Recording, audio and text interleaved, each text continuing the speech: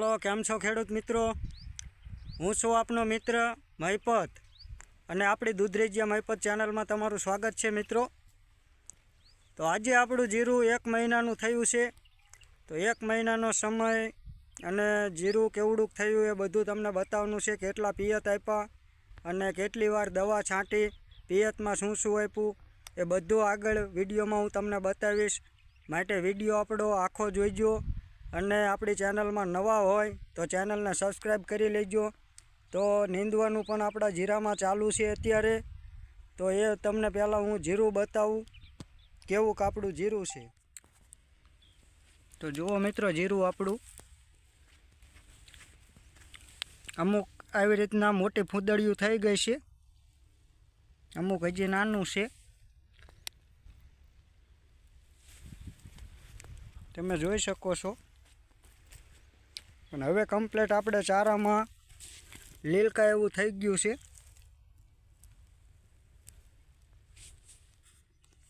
જુઓ મિત્રો, આપણું જીરું આવડું થઈ ગયું છે.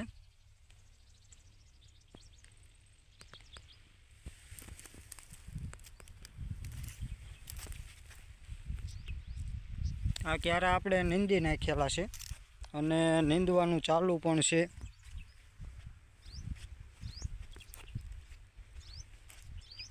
આપણે આમાં પાણી પીને અને નીંદવાનું ચાલુ કર્યું છે. જો આ બાજુ નીંદવાનું બાકી છે હજી. આપણે એમાં ખડ દેખાય છે. ખડ આપણે મિત્રો અમુક ક્યારામાં વધારે છે, અમુક ક્યારામાં ઓછું છે. જો આ નીંદેલું જીરું, તો આવડું જીરું આપણું થયું છે. તો મિત્રો, આજે આપણે 1 મહિનાનું જીરું થયું છે. એમાં ઘણા બધા લોકો આપણે વાવેતર કર્યું હોય ત્યારથી ગણતા હોય છે અને ઘણા બધા આપણે જ્યારે ઉગે ત્યારથી ગણતા હોય છે.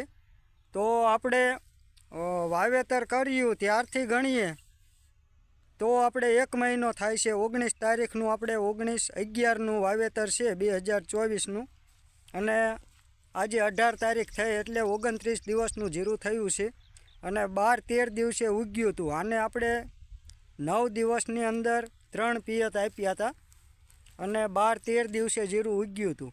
જો ઉગ્યા પછીના ગણીએ તો આપણે 15-17 દિવસ જેવું થાય છે અને વાવણીનો સમય ગણવી તો 1 મહિનાનું કમ્પ્લીટ થયું છે.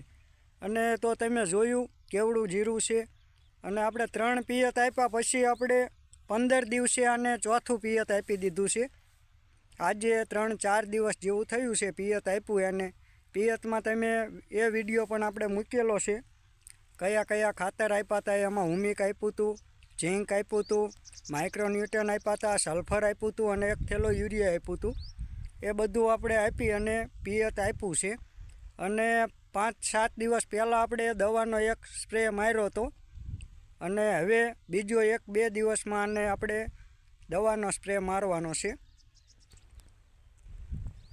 તો મિત્રો, આપણે નીંદણ પણ હાથથી કરીએ છીએ. નીંદણનાશક દવા નથી છાંટતા. બને ત્યાં સુધીને હાથથી જ નીંદવું જોઈએ.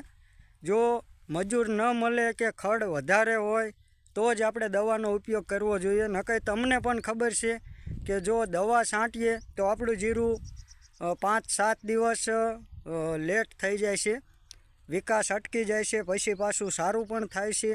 એટલે જો ન છૂટકે જ દવાનો ઉપયોગ કરવો જોઈએ, નકર હાથથી જ નીંદણ કરવું જોઈએ.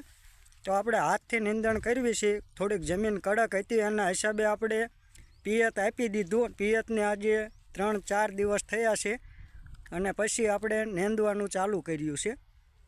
તો હવે આપણે આને 1-2 દિવસ પછી દવાનો ફરીને રાઉન્ડ મારવાનો છે. તો કઈ દવાનો રાઉન્ડ મારવી છે અને શું આપવી છે બધું હું તમને વિડીયોમાં માહિતી આપતો રહીશ.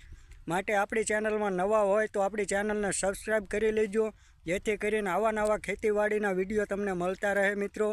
માટે ચાલો રજા લઈએ. જય જવાન, જય કિસાન.